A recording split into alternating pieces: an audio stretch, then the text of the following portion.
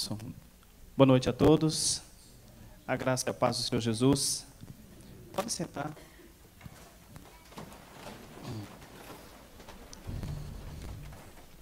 Eu quero orar nessa noite com você. Eu te convido a você fechar os seus olhos em nome de Jesus.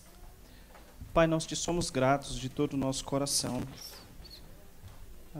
Nossos corações se regozijam diante do Senhor, porque para cada dia o Senhor tem um banquete para nós, o Senhor tem uma novidade de vida, o Senhor tem coisas novas, e te somos gratos por tudo que o Senhor liberou para nós quando dormindo estávamos. Obrigado por este dia, obrigado pelas forças das conjunturas e pelo equilíbrio aos pés, por esse dia único em teu calendário chamado hoje, um dia que jamais se repetirá e nem retornará.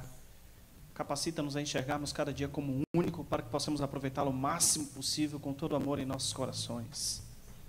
Nós queremos dizer muito obrigado por esse dia, por esta noite, pelos livramentos, por tua provisão em cada área de nossas vidas, por cada prova e reprova e aprovações.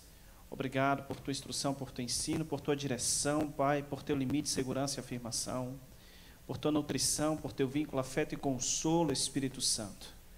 Nós te somos gratos e pedimos que a tua palavra se manifeste em meio a nós, quando diz que o Senhor nos ensinaria todas as coisas, que o teu Santo Espírito, ó Pai, nos ensinaria todas as coisas, e nós estamos abertos nesta noite para isso. Então queremos decrescer e que o Senhor possa crescer, queremos sumir e que o Senhor possa aparecer, queremos ser cheios do Senhor e vazios de nós mesmos. Por isso, dá-nos coração puro, espírito reto. Declaramos a Ti, Santo e Doce Espírito, dependemos de Ti, não sabemos pedir nem orar como convém.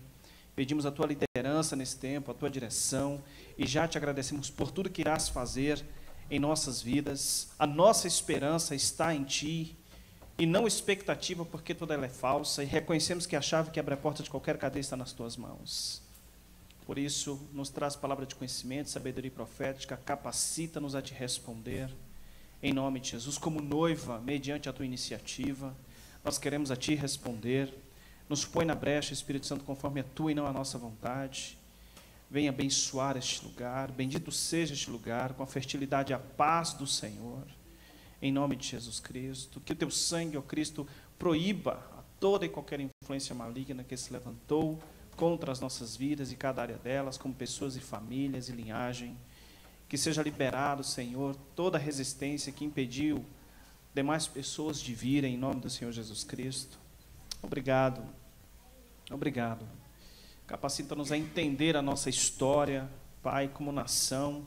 Capacita-nos a entender o nosso coração e o que sai de nossos lábios como som, em nome do Senhor Jesus.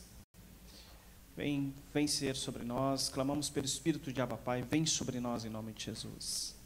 Amém. Aos que não me conhecem, eu gostaria de me apresentar mais uma vez. Sou missionário Luiz, sou natural da cidade de João Pessoa, Paraíba. Aos 13 anos de idade eu fui morar na cidade de Salvador. Morei 19 anos na cidade de Salvador. Conheci a minha esposa e lá eu pude constituir a minha família. Nós temos um casal de filhos. Há 18 anos que somos casados. Há 10 anos que nós somos missionários a tempo integral de jovens com a missão. Somos atuantes no campo do aconselhamento. Atualmente a nossa base tornou-se uma faculdade na área de aconselhamento. Isso para nós foi de grande valia e bênção, porque teríamos que sair do país para fazer alguns cursos, porém todos estes cursos agora já se fazem presente em nossa faculdade, né? Graças a Deus. E aí, então, nós estamos com isso, fazendo algumas matérias, com o propósito de chegar ao bacharelado em aconselhamento, com ênfase em terapia familiar.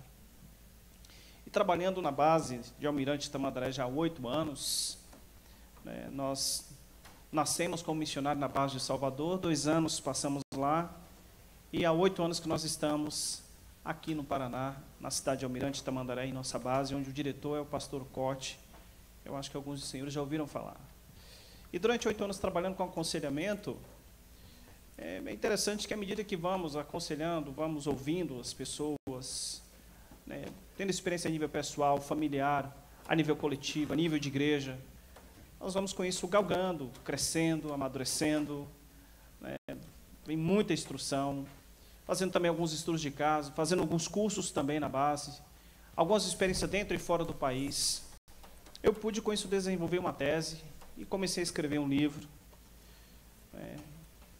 A Gislane está sendo de grande apoio para mim nesse livro, até uma iniciativa, né, da parte dela. Eu achava que estava muito distante esse fato, esse acontecimento, e ele já está acontecendo, graças a Deus.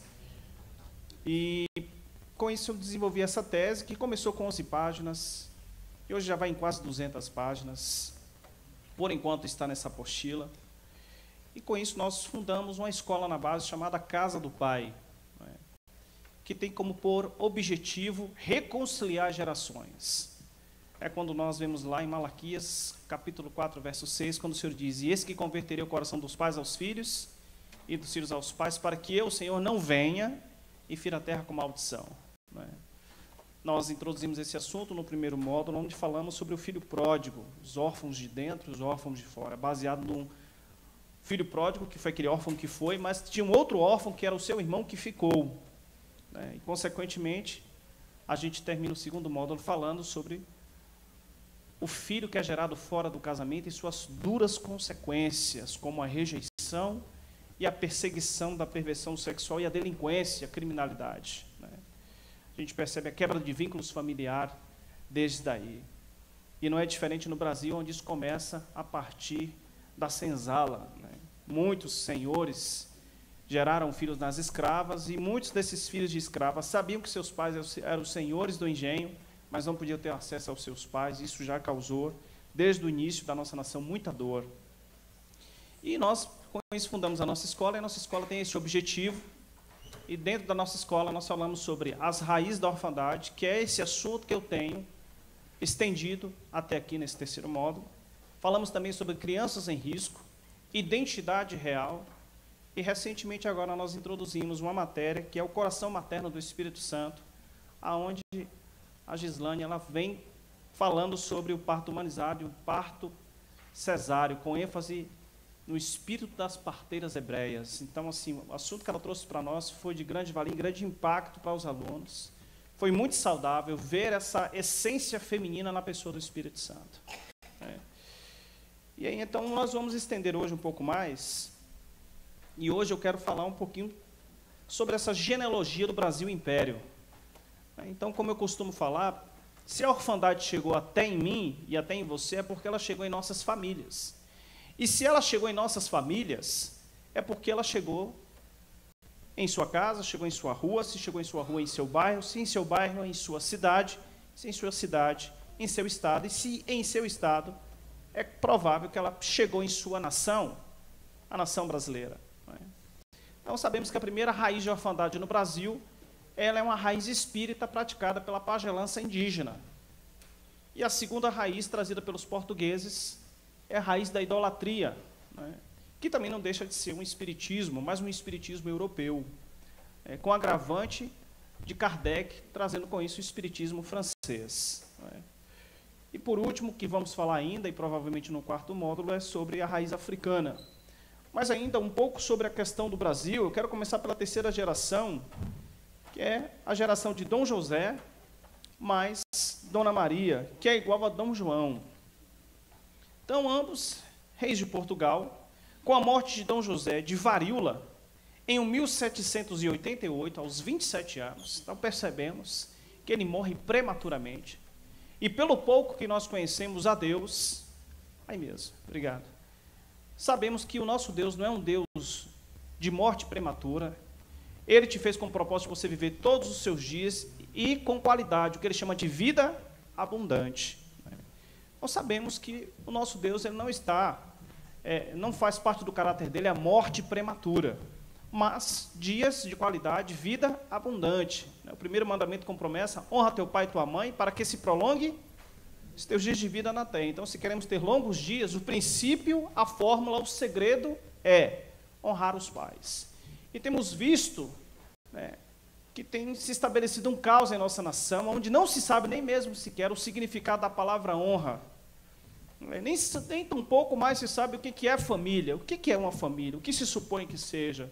ou que possa fazer, qual é a sua função, né? Então, como eu já falei aqui, a gente hoje percebe esse caos estabelecido em uma decadência sem alegrância, onde a moral é totalmente caótica e degradante. Aí nós vemos o par, e eu não posso chamar de casal, porque casal é macho e fêmea, os criou, mas vemos um par de homoafetivo masculino e feminino fazendo fila para casar, enquanto o casal hétero está fazendo fila para divorciar. A gente percebe o par de homoafetivo masculino e feminino fazendo fila para adotar, enquanto o casal de hétero não quer ter filhos. E em meio a essa contramão, onde infelizmente a igreja tem dado o seu mau exemplo, onde o maior índice de divórcio está sendo dentro e não fora da igreja, então a gente parece estar fazendo uma função contrária. Então precisamos rever alguns conceitos e valores, né? Achar aquele livro que o profeta Ilquias achou e levar ao rei e trazer um avivamento, ou melhor, um reavivamento à nossa nação, né? Então, é interessante porque a gente percebe, em meio a essa confusão, houve até uma discussão acerca dos homoafetivos estar adotando ou não. E vários representantes de denominações, de religiões, enfim, instituições. E no meio dessa conversa toda, um homoafetivo levantou a mão e ele falou assim: eu gostaria de falar e fazer uma pergunta. Vocês falam de nós que nós estamos adotando, agora por que vocês, famílias, por que vocês héteros, por que vocês, igreja, não adotam? Vocês não querem que nós venhamos a adotar, pelo menos queremos tirar a criança do orfanato e dar uma família. Olha o conceito dele de família. Queremos dar uma família, pelo menos tirar do orfanato, mas vocês não nos permitem, vocês nos criticam. Agora, por que vocês também não adotam? Vocês nem adotam e nem querem nos deixar adotar. Então é duro ouvir isso, mas também é uma dura realidade. Eu não estou aqui para dar apologias e nem tampouco ser a favor, né, do homoafetivo adotar uma criança, porque uma criança ela precisa de um modelo masculino e feminino para poder, com isso, ter uma personalidade equilibrada, né? Sabemos que o princípio da família é macho e fêmea os criou, homem e mulher, né? Esse é o perfil, esse é o padrão de Deus, nós sabemos disso. Mas para a gente ter uma noção de como anda, né, os nossos valores no Brasil, né? Virgindade hoje é uma vergonha, é piada, entende? Então, se você diz que é virgem, você vai ser vítima de muita chocarrice, de muita piada, de muita perseguição, né? Ser um homem íntegro, ser um homem virgem, uma mulher virgem hoje, virou sinônimo de Tiranossauro Rex. Então, a coisa está bem assim complicada. Então, a gente precisa rever alguns conceitos e valores, né, e trazer um reavivamento à nossa nação, a começar pela igreja brasileira. Então, a gente percebe que ele morre aos 27 anos de idade, por escrúpulos religiosos, a ciência e a medicina eram atrasadas ou praticamente desconhecidas. Dom José, herdeiro do trono, irmão mais velho do príncipe regente, Dom João, havia morrido dessa forma porque sua mãe, Dona Maria I, tinha proibido os médicos de aplicar a vacina. Então, a gente percebe uma ação forte da mãe. E o pai? Onde está? A grande pergunta, que nunca quer calar, né? Onde está o pai? Então, o motivo religioso deveria assumir, então, já que o filho mais velho e primogênito, que foi preparado, além de ser herdeiro, para ser sucessor, então a mãe, no caso, deveria assumir. Deveria assumir, então, a rainha, Dona Maria, mas sabemos, pela história, que ela enlouquece.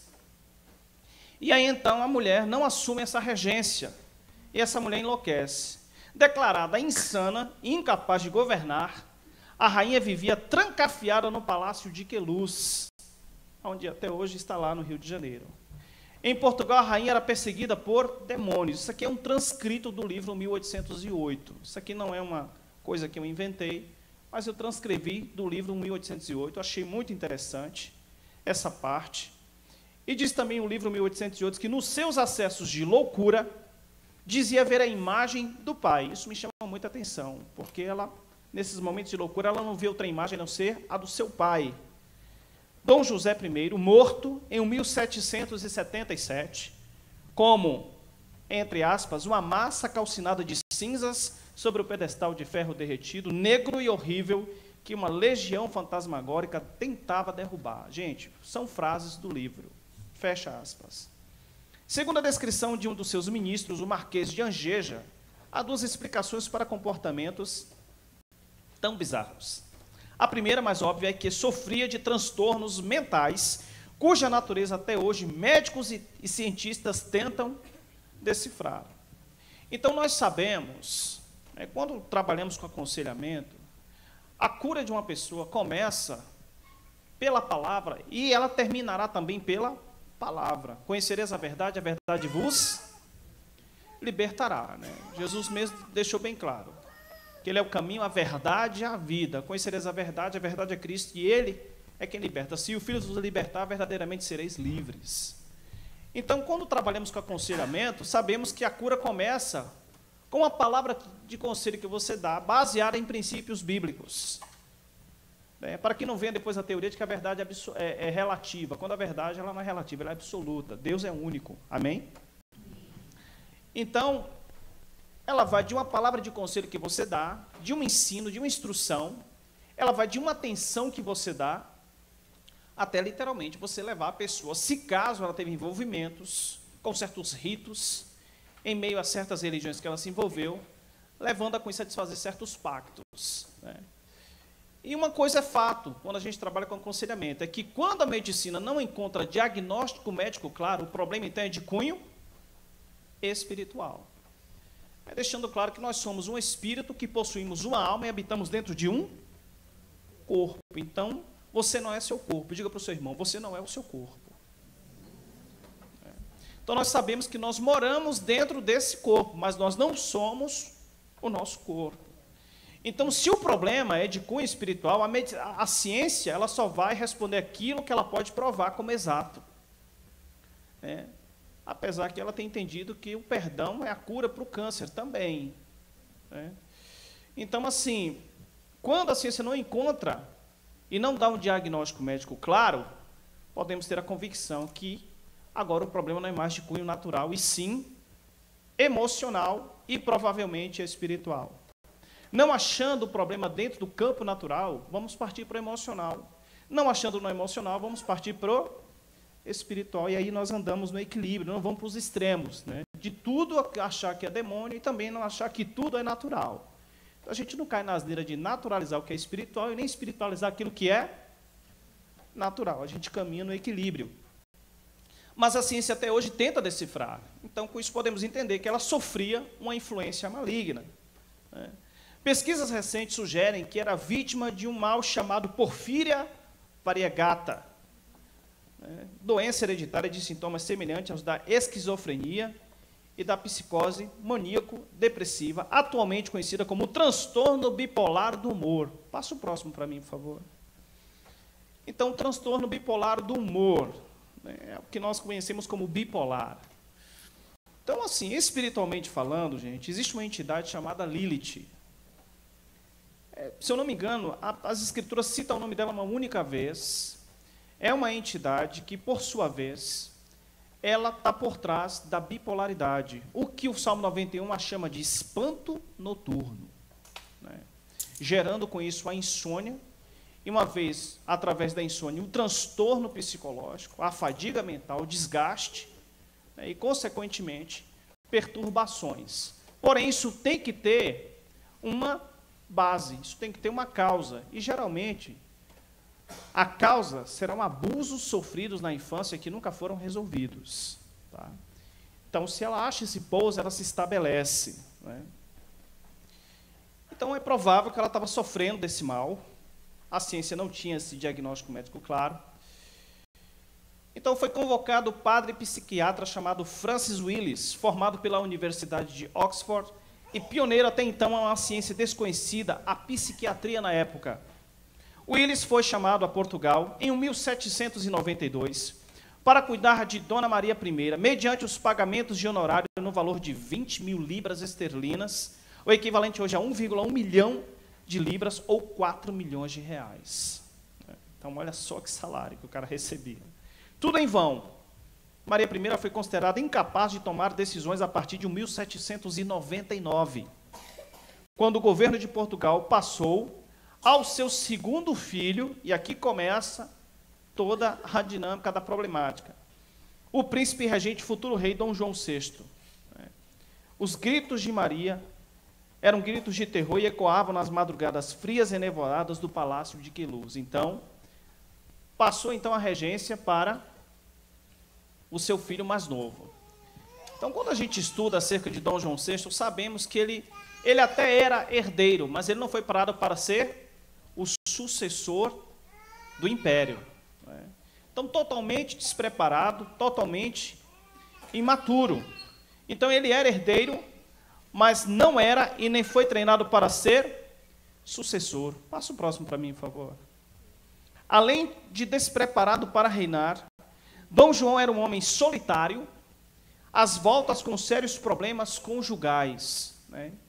Então, olha só o que vai acontecer no Brasil Império. O filho mais velho morre, a mãe enlouquece, depois a mãe considerada incapaz de tomar decisão. O filho totalmente despreparado, mais novo, que não havia sido treinado para suceder e agora tem que suceder. Ele se pega dentro dessa situação, ele não tem outra alternativa, ele tem que assumir essa responsabilidade. Ele não foi treinado, ele não tinha maturidade, ele não tinha intelecto para isso, ele não tinha coração para isso. E cai na mão dele a regência da nação. Então, além de despreparado para reinar, isso são palavras do livro, tá, gente? Dom João era um homem solitário às voltas com sérios problemas conjugais. E diz o livro, o príncipe regente era tímido, supersticioso e feio. Palavras do livro. O principal traço de sua personalidade e que se refletia no trabalho, no entanto, era a indecisão.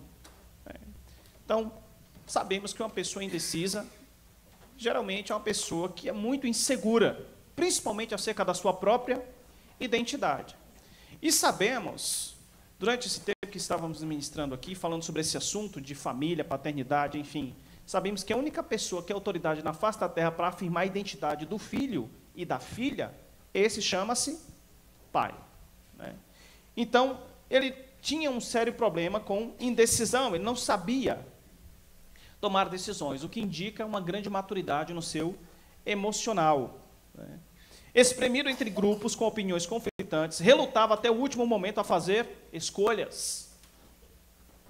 Por isso, costumava delegar tudo aos ministros que o rodeavam.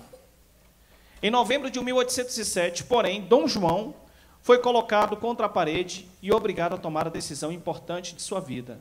Com a ameaça de invasão francesa a Portugal, Napoleão, toda a família real e parte da corte fugiram para o Brasil. E o que a gente ouve falar quando se fala de Brasil? Brasil, um país de todos. Então, olha só, eles fogem para o Brasil. Nós temos tido problemas de pessoas que têm fugido para o Brasil tem dado colhida a essas pessoas, sim ou não? Sim.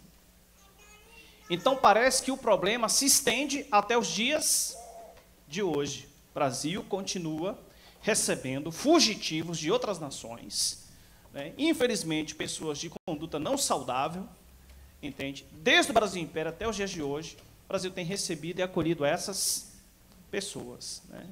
É interessante que, assistindo alguns filmes, a gente percebe, vez ou outra, assistindo alguns filmes, que os agentes policiais falam o seguinte: não, ele fugiu para o Brasil. Não sei se você já chegou a ver algum filme em que você ouviu essa frase.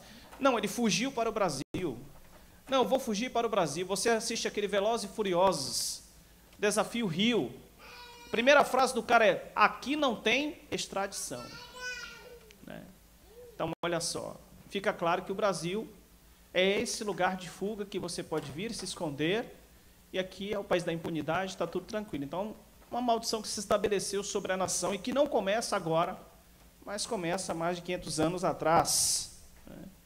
Então, ele foge para o Brasil no ano de 1808. Era um acontecimento sem precedentes, tanto para os portugueses, que se achavam na condição de órfãos. Eu achei interessantíssimo isso que o livro escreveu. Que se achavam na condição de órfãos de sua monarquia da noite para o dia, como para os brasileiros, habituados até então a ser tratados como uma simples colônia extrativista de Portugal.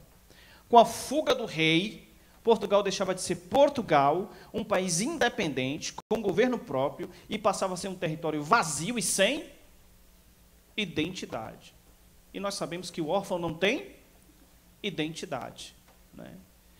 Isso me chamou muita atenção. Então, imagina se de repente você acorda, você vai para casa hoje à noite, você vai dormir, amanhã de manhã você vai acordar, e você descobre, então, que a presidente do Brasil, com mais o Senado, com mais o Parlamento, com mais a Câmara de Vereadores, deputados, prefeitos, e com mais todos os homens mais ricos da nação, fugiram.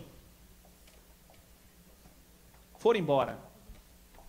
É interessante que tem uma galera que faz piadinha, graças a Deus. Você disse isso agora, mas se isso acontecesse, sabe como é que você se sentiria? Sem direção. Você se sentiria perdido. Você se sentiria abandonado. Você se sentiria órfão. E foi isso que aconteceu com Portugal. De repente eles acordaram e todos os líderes da nação haviam fugido. E ainda tiveram a má notícia de saber que a França estava invadindo Portugal. Então imagina. Todo o Senado, todos os poderosos e políticos do Brasil fugiram e a Argentina está invadindo o Brasil. Já pensou? Que coisa. Que o Senhor nos guarde, não é verdade? Mas o sentimento de orfandade veio sobre a nação. E aí a gente começa a perceber esse caos. O duro é que até hoje Portugal não é bem vista pela Europa por causa disso. Ela é vista de forma inferior, ela é meio que rejeitada das demais nações da Europa por causa dessa situação. Consequentemente, vem a segunda geração, que é de Dom João mais Carlota Joaquina, que é igual a Dom Pedro I. E aí vem a política do casamento, né? Eu já falei aqui um pouquinho sobre a política do casamento, acho que no segundo módulo, ou foi no primeiro que eu falei. É quando nós aconselhamos os nossos filhos a casar com quem tem caráter e com quem tem respaldo. Então, se um cidadão ele tem um Celta branco, 2 portas, que vale 23 mil, e ganha um salário de 1.500, vai para 25 mil, né? Com mais o quê? Uma faculdade mais barata de administração que ele paga R$500, vamos arredondar então 25.500, esse é o valor da sua filha? Já que você vai aconselhar ela a casar com quem tem caráter e tem respaldo, olha, ele agora está fazendo a faculdade, tem aquele carrinho, mas lá na frente ele vai se formar, vai conseguir um emprego melhor, vai ganhar bem, então casa. O conselho é casar com quem tem bens materiais, né? Então, quando a gente para pesar isso, será que nós não estamos vendendo os nossos filhos?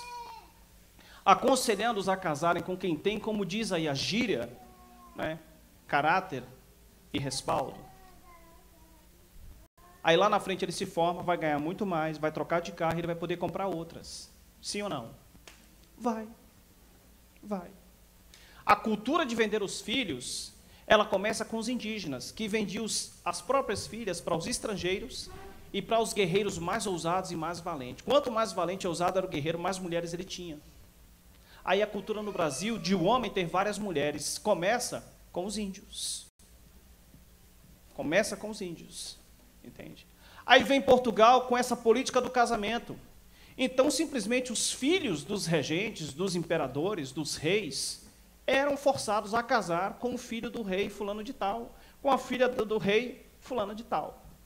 Então, imagina você ser obrigado a casar com uma pessoa que você mal conhecia, e que você nem sequer conhecia, ou malmente ouviu falar, que não é o seu biotipo, não tem nenhuma química, você não sente nenhuma atração, você não sente nenhuma predisposição a gostar, você simplesmente é obrigado a casar com uma pessoa que você malmente conhece, e o duro, além de casar, você vai ter que se permitir relacionar no ato sexual e gerar filhos de uma pessoa que você não ama. Gente, isso, além de tortura, é um abuso, sim ou não? Imagina você ser obrigado a casar com uma pessoa que você não tem nenhuma atração, não tem nenhum interesse, você não gosta dessa pessoa, às vezes a pessoa até o contrário daquilo que você queria para você e você se vê obrigado a casar com essa pessoa. E ainda por cima, ter que gerar filhos. Então a gente percebeu que a política do casamento, para formar uma aliança sociopolítica econômica e fortalecer com isso ambas as famílias. Então a gente percebe que esse abuso já vinha desde o Brasil Império. Os filhos eram obrigados a se casarem por causa dos pais. Eles não tinham direito à escolha.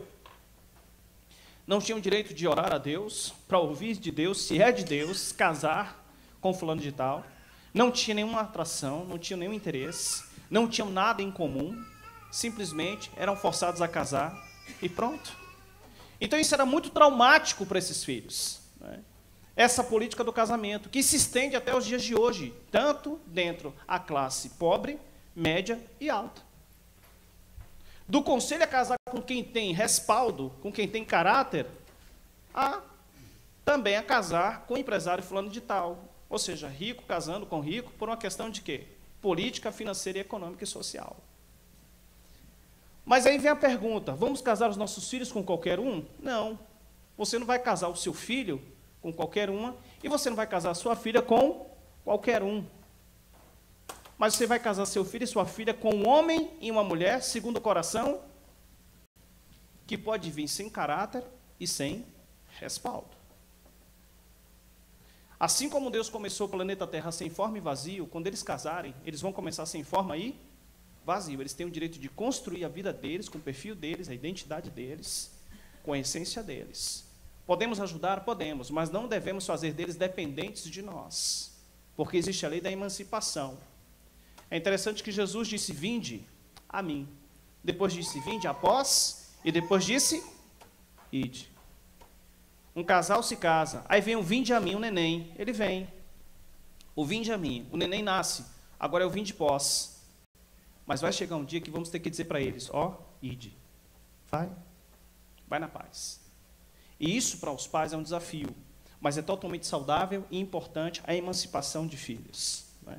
Tudo que peca contra a emancipação, peca contra a multiplicação da multiforme graça de Deus, né? Nós pecamos contra isso. Impedimos os nossos filhos de exercerem o desenvolvimento e conquistarem a maturidade da sua identidade, personalidade e individualidade. E nós vamos falar um pouquinho sobre isso lá na frente, sobre os bebês emocionais de 80 quilos, que aí, os adolescentes, né, vamos assim dizer. Então, a política do casamento, casamento dos dois, de Dom João mais Carlota Joaquina, foi politicamente arranjado entre os reis de Portugal, os pais de Dom João, e da Espanha, pais de Carlota. Conheceram-se pouco tempo antes de se casarem, olha só, e logo ela se vê obrigada. Acho que no primeiro módulo nós falamos sobre essa palavra obrigação versus responsabilidade, existe uma grande diferença. A obrigação, ela não te dá o direito de escolha, a responsabilidade sim. E ela se vê obrigada, obrigação é para escravo, responsabilidade é para filho. Ela se vê obrigada a casar e a vir para o Brasil. Agora imagina você sair da sua cultura, do seu clima, deixar de comer suas comidas típicas, deixar a sua família, as suas raízes, a sua terra, a sua essência, e você vir para um lugar estranho e oposto ao lugar onde você habitava. Isso é ou não é um trauma? É um trauma, gente. Entende? É um abuso de cunho totalmente emocional. E aí nós percebemos ela sendo obrigada a vir para o Brasil, local que ela odiava. Em 1807, fazia 3 anos que vivia separado da mulher.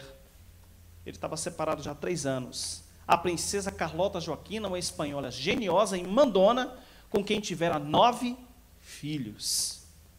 Um dos quais havia morrido antes de completar 1 ano de idade. O casal, que se odiava profundamente, dormia não apenas em camas separadas, mas em palácios diferentes e distantes um do outro. Então a gente começa a perceber o casal do Brasil Império.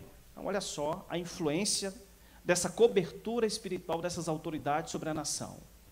Morte prematura, loucura, né, a obrigação de casarem-se. Aí a gente percebe os primeiros divórcios sendo registrados, a gente percebe um casal separado, casado, dormindo em palácios diferentes, né? Então, se odiando. Carlota morava em Queluz com a rainha louca, Dom João em Mafra na companhia de centenas de frades e monges que viviam à custa da monarquia portuguesa, né? Conversando, eu não lembro, com o senhor, um homem muito culto, ele perguntou se eu tinha lido um outro livro, eu não sei se é o 1888, parece que o livro 1888 narra que o Dom João, quando estava em Mafra, na companhia de centenas de frades, ele tinha um masturbador oficial.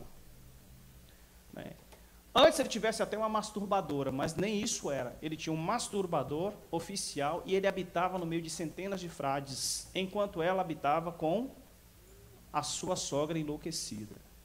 Então, olha que coisa mais esquisita, né? Carlota era extremamente adúltera, promíscua, pérfida, manipuladora, histérica e ninfomaníaca. Era uma Jezabel do Brasil, império, e Dom João passivo como um monarca abobalhado e glutão, incapaz de tomar uma só decisão. Era o Acabe do Brasil, império. Gente, esses foram os nossos primeiros governantes. Olha só a herança que nos foi legada e olha como nós começamos, né? Então, é uma situação bem crítica, uma situação bem caótica e bem difícil, né? Alguém já assistiu aquele filme Carlota Joaquina? Alguém aqui já assistiu? Pode levantar sua mão, por favor. Uma, duas pessoas, 3.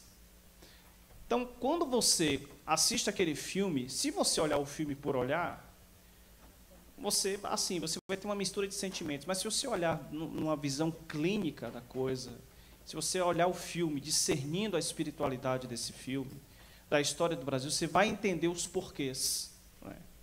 Então, olha só, ela é obrigada a casar com um homem que não amava, mas a fuga pelo trauma de ser arrancada da sua nação, das suas raízes, do seu clima, da sua família, das suas comidas típicas, e ser obrigada a viver no mato e com um homem que malmente conhecia, que era fugitivo de sua nação. Então, ela começa, então, a buscar as suas fugas. E as suas fugas é que ela tinha muitos amantes, né? Totalmente revoltada, totalmente magoada, a ponto que ela chamou o Brasil de quinto dos infernos. Então, a gente percebe o poder da palavra. Sabemos que Provérbios diz que o poder da morte e da vida está na ponta da língua. E que palavras têm? Poder. Nós temos uma palavra de uma autoridade sobre a nação, que chama a nossa nação de quinto dos infernos. Agora, por que quinto? Porque do Brasil era extraída a quinta parte para a Inglaterra, né? Então, olha só, aí aquela coisa do Brasil sempre está enriquecendo os estrangeiros, e não vai ser diferente nessa Copa, tá? Se a gente acha que a Copa é bênção, que a Copa vai trazer benefícios, você não vai achar nenhum.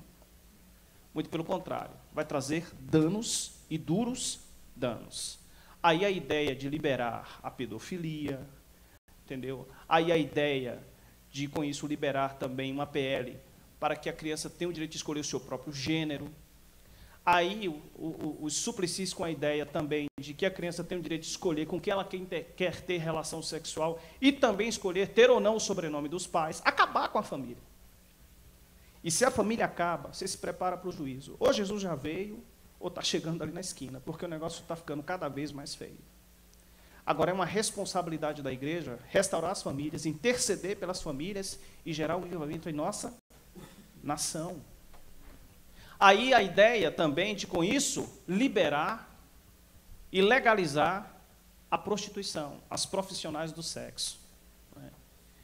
Ainda mais que o Brasil, onde o cartão postal do Brasil nada mais é do que uma mulata com as nádegas de fora no sambódromo. Então, o Brasil, ele é visto como nação prostituta, onde toda mulher, ela não passa de uma prostituta, entende? Então, imagina a bagunça que está por vir. Cabe a nós deveríamos estar intercedendo todos os dias contra essa Copa em favor da nossa nação. Mas parece que a gente anda meio que de braço cruzado, né?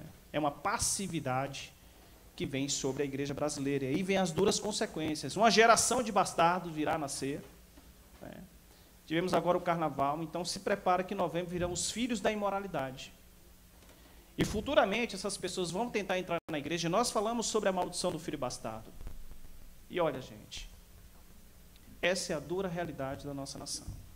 Uma das maiores transgressões da nossa nação brasileira, filhos gerados fora do casamento, entende?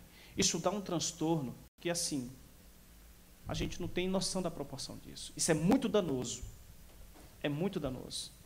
Foi constatado há um tempo atrás que 40% da nação brasileira não tinha o sobrenome do pai em sua identidade. É muita gente. Há uns 3 anos e pouco atrás, em Salvador, foi constatado que 9.000 crianças não tinham o sobrenome do seu pai em sua identidade. No meio desse povo estou eu. Eu não tenho sobrenome do meu pai em minha identidade. Eu também fui gerado fora do casamento. A minha mãe era amante e descobre que meu pai era casado. Né? Essa é a dura realidade. E outra coisa eu vou dizer para vocês, ninguém merece ser gerado fora do casamento. Nunca foi o plano de Deus, você e eu, sermos órfãos. Tanto que ele prometeu, não vos deixarei órfãos. João 14, 18. Voltarei para vós outros. Mas ele prometeu que enviaria o Consolador, que está hoje dentro de nós. E ele diz mais, ainda que uma mãe se esqueça de ti, eu jamais me esquecerei. Então, ninguém merece ser órfão. Nunca foi o plano e o propósito de Deus você nascer órfão. Se você quer problemas com Deus, mexe com o órfão e com a viúva. Tudo e em toda a Bíblia, ele sempre vai amparar o órfão e a viúva. Envolve eles na festa, ampara eles, supre eles, cuida deles. Então, sempre esses cuidados de Deus com o órfão e com a viúva. Né? Agora, você, além de nascer órfão, você nasce bastardo e com agravante de ter sido uma consequência de um adultério, gente, isso é doloroso. É muito doloroso. Né? Só sabe quem viveu, e eu vivi essa dura realidade, até que ele me encontrou e me libertou. Graças a Deus. Né? Então, é bem interessante essa realidade desse casal. Eles se odiavam.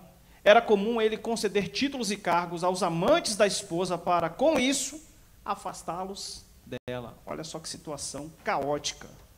Então, quem quisesse uma promoção era só dormir com Carlota Joaquina. No outro dia teria uma promoção por parte do seu marido, que por sua vez solicitava que fosse embora e não comentasse nada a respeito. Olha o nível de passividade, imaturidade, comodidade desse líder sobre a nação.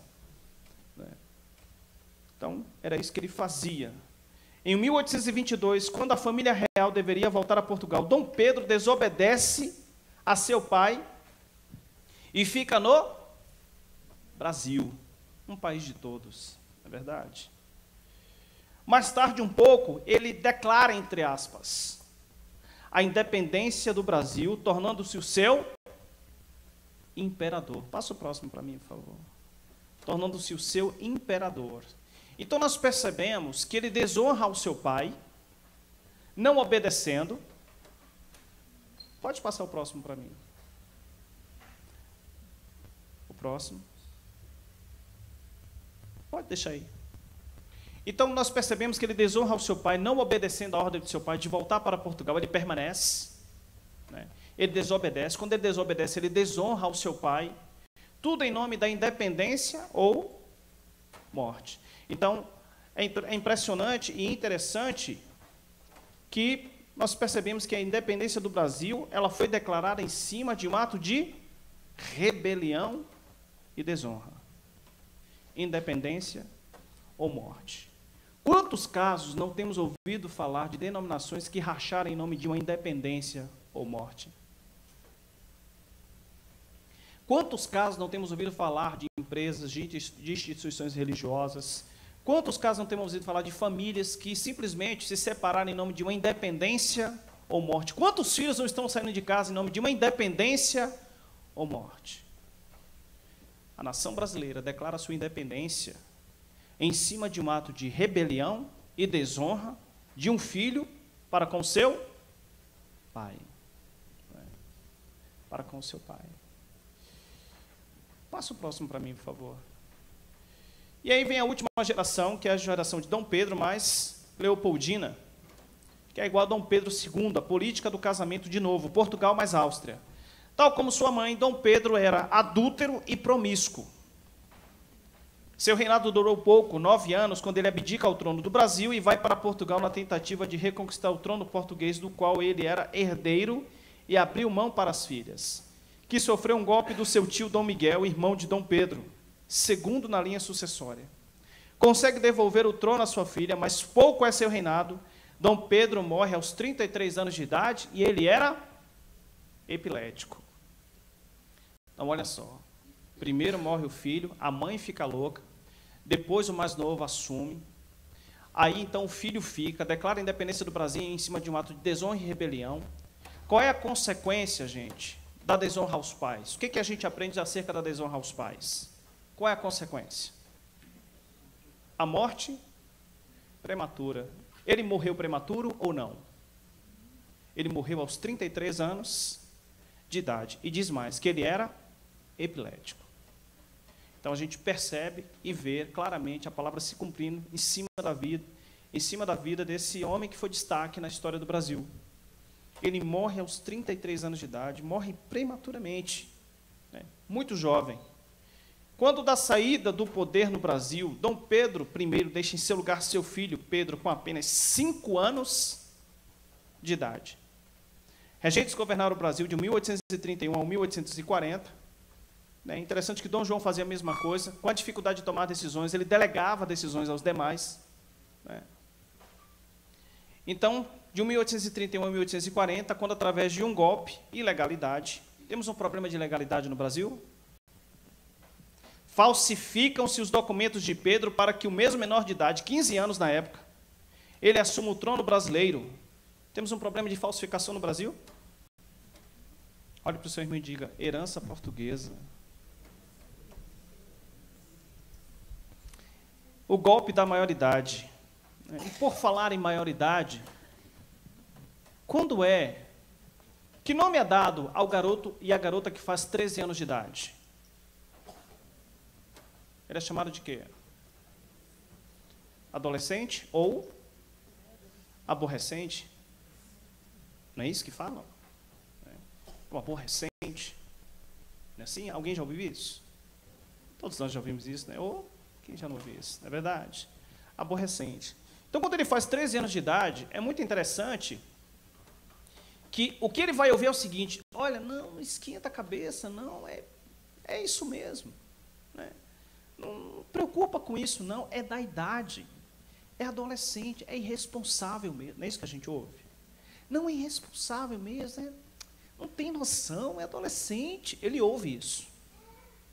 Quando ele ouve isso, e ouve da parte das maiores autoridades de sua vida, pai e mãe, ele vai tomar então posse dessa palavra e vai acreditar, mesmo não gostando, que ele é irresponsável por ser adolescente, e com isso ele se acha no direito de quê? De ser um sem limite. E o que é uma pessoa sem limite? É igual a delinquente. Então, a delinquência é a transgressão dos limites, porém quem põe limite é pai. Pai, gente, é igual a semáforo. Quando ele diz vermelho, para. Quando ele diz amarelo, espera. Quando ele diz verde, vai. Mas se ele diz vermelho e você não para e você vai, o que vai acontecer com você? Você vai quebrar a cara, sim ou não? Sim. E se ele diz espera e você não espera, você também vai se arrebentar. Então, o pai é semáforo. Você coloca um pai e um filho conversando, ou uma filha, vai parecer dois advogados. Ela vai escolher o assunto, e o assunto é roupa. Naquele dia, não é, Camila? Não é, Carol? Camila, desculpa. Naquele dia eu botei aquela malha, você reclamou, você disse que eu não podia usar. Mas no outro dia eu saí e você deixou. Por que naquele dia você não deixou? Não, porque você está indo para aquela festa. Mas no outro dia eu fui para uma outra festa, mas a outra festa que você foi não era equivalente à do dia anterior. Não, mas no outro dia eu também saí com aquela. Mas eu estava junto com você lembra disso? Então você vê um pai e uma filha conversando, parece o quê? Dois advogados discutindo uma causa. Sim ou não? Agora você bota uma mãe e uma filha para conversar. Parece o quê? Duas amigas. Eu queria que você, quando os seus tios chegassem, né, as suas primas, você descesse para dar atenção. Queria que você tratasse melhor o seu irmão. Né? Eu sei que você chega cansada da escola, sendo que você não sei que você não quer fazer nada. Você está muito cansada. Eu também era assim, eu te entendo. Ai, que bom que você me entende, mãe. Então, parece o quê? Duas amigas. E a mãe sempre vai procurar chamar atenção para os seus sentimentos. Sempre. Mãe sempre vai puxar para sentimento, para relacionamento. Sempre ela vai estar procurando isso. Chamar atenção para os seus sentimentos e para relacionamento. E pai não. Pai vai ser semáforo. Nós não gostamos de pagar impostos, mas pagamos, sim ou não? A gente não gosta de parar no semáforo, mas temos que parar, sim ou não? Então, o pai prepara os filhos para ele entender que lá fora existe um mundo regido por leis. E se ele não pôr limite nesse filho dentro de casa, o mundo lá fora vai pôr. Aí sabe o que vai acontecer? Como diz o provérbio, pela falta da vara, os pais vão chorar amargamente, gente. Vão sofrer. Entende? Essa é a dura realidade. Então, é importante essa questão do limite. Então, é importante ter a figura paterna e a figura materna para que seja gerado o quê? O equilíbrio. E pai sempre vai ser isso. E mãe sempre também vai ser isso. Isso é muito importante. E é muito interessante. Então, quando é que ele é conhecido? Como é que ele é chamado? Ele é chamado de quê? De aborrecente ou irresponsável. Então, ele cresce com aquela ideia, eu sou irresponsável. Só que aí, aos 16 anos, acontece algo que acontece de 4 em 4 anos, mudança de presidência, eleição, correto? E aí, então, a mídia, que é um dos maiores falsos profetas da história, ela vai dizer o seguinte, ela vai dizer, você que tem 16 anos, vote, o seu voto pode mudar a nossa nação.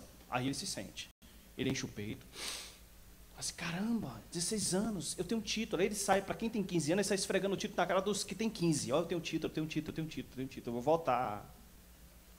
Então, assim, ele se sente o quê? Responsável. Ele se sente o quê? Homem. Ela se sente o quê? Mulher. Se sente o quê? Responsável, capaz, maduro. Caramba, eu vou poder votar. É um marco na história. Primeira vez que eu estou votando, eu vou poder fazer algo pela minha nação, mudar a cara da nação. Ok. Mas aí, então, acabou a eleição, deu meia-noite, o encanto acabou. Ele volta a ser o quê? Aborrecente. Ele volta a ser o quê? Irresponsável. Ele só vai ser responsável agora com que idade? Então, vem 18 anos, vem 18 anos, vem 18 anos, vem logo. Por que se desespera em fazer 18 anos? É porque, com certeza, dentro dele existe um sentimento de que criança não tem valor. É quando a criança dentro de casa vai dar sua opinião e os pais falam assim, ó, cala a boca. Alguém te perguntou alguma coisa? Você sabe de nada. Eu te perguntei alguma coisa? Você só fala quando eu mandar. Então, o que é comunicado com essas palavras é que criança não tem valor. Então, ela não vê a hora de crescer, desesperadamente. Para poder o quê? Sair de casa. Com mais uma educação, que na verdade não é educação, é criação, com mais alguns abusos. Então, assim, o lugar onde ele habita não é um lar, é uma casa. Entende? Só que antes dos 18 anos, para ele provar que ele é homem, ele vai querer provar que ele é homem para si e para os outros, através de uma relação sexual. Só que homem não se faz em cima de uma mulher. E nem mulher se faz se permitindo ser possuída por um homem. Homens só se faz na presença de outros homens. Entende? Nós jamais nos tornamos homens por causa da nossa primeira relação sexual. Não passamos de bons machos. E ser macho, se você nascer com órgão genital masculino, está feito, você é um macho. Mas homem não se faz dessa forma. Mas o que nós aprendemos aí fora é que homem se faz pelo número de mulheres que ele possui. Só que isso não te faz homem. Tá? Aí, antes de fazer 18 anos, ele buscando uma autoafirmação, porque não teve, possivelmente, afirmação paterna em sua identidade, não teve afirmação nos seus dons, nos seus valores, não teve afirmação no seu caráter. Muito pelo contrário, ele ouviu muitas falsas profecias, como vagabundo, você não presta, você não vale nada, você vai ser marginal, dentre outras e outras coisas que nós, talvez, vocês ouviram falar. Eu ouvi muito disso. Então, em meio aos colegas, para provar que ele também é o cara, o que ele faz? Ele vai atrás dessa autoafirmação. E nessa brincadeira, nessa primeira relação, totalmente no escuro, onde ele acha que simplesmente relação sexual é o ato da penetração, ele com isso acaba engravidando. Aí vem a notícia: pai, eu engravidei uma garota. Ela chega e diz assim: pai, eu estou grávida. Isso quando não tem mais jeito de esconder, e tentou esconder de diversas e N formas. É aí que começam os primeiros abortos, né? E os primeiros grandes traumas. Gente, olha, que a gente possa ter um tempo, um dia, para falar sobre aborto. É uma desgraça. A gente não tem noção do que é um aborto na vida de uma pessoa. A gente acha que é só a mulher que pratica o aborto, mas não é. O homem também pratica quando ele contrata matadores de aluguel para dar fim à sua própria descendência. A mulher vai ser afetada na sua fertilidade, o homem vai ser afetado aqui, ó, nas finanças. Quando ele chega com a notícia, ou ela chega com a notícia que está grávida, gente, é um desespero. Críticas. Então, de cara, os pais falam assim, não é meu neto. Os tios falam castigo de Deus. Dor, tristeza, angústia, decepção, aflição, desespero. Pensa em aborto, tenta-se o aborto. Entende? Aí, de cara, os pais falam assim, seu irresponsável. Como você foi capaz de fazer isso? Agora, você é responsável, então você assuma. Aí isso dá um nó na cabeça do filho e da filha. Aí ele fala o seguinte, espera aí só um momento. Aos 13, vocês me chamaram de aborrecente e irresponsável. Aos 16, a nação e vocês me chamaram de irresponsável e me convidaram a votar. Acabou a eleição e eu voltei a ser irresponsável. Vocês me disseram que eu só seria responsável de novo aos 18. Mas antes dos meus 18, eu gerei um filho. Aí vocês me chamam de responsável porque eu gerei um filho, porém agora eu sou responsável porque eu gerei um filho. Eu sou ou não sou? Responsável ou irresponsável? Gente, isso dá ou não dá um nó na cabeça? Sim ou não? Sim. Isso dá um nó. Entende? Então, quando nós não falamos a nossa linguagem de amor com os nossos filhos, e cada filho, eu já falei isso, tem uma linguagem de amor, e quando não falamos sobre sexo com os nossos filhos, e não afirmamos a identidade, os dons, os valores, e não fazemos o rito de passagem dos nossos filhos, olha, a consequência não vai ser outra. Com mais um legado de imoralidade na linhagem, na família, olha, a consequência não vai ser outra. Então, o que nós precisamos fazer? Nós precisamos fazer o rito de passagem. É interessante que o menino grego tinha rito de passagem, o menino italiano tinha rito de passagem, o menino judeu tem rito de passagem, as tribos africanas têm rito de passagem, mas qual é o rito de passagem do menino no Brasil? Da menina no Brasil? Vamos ficar de pé? E amanhã a gente fala sobre isso.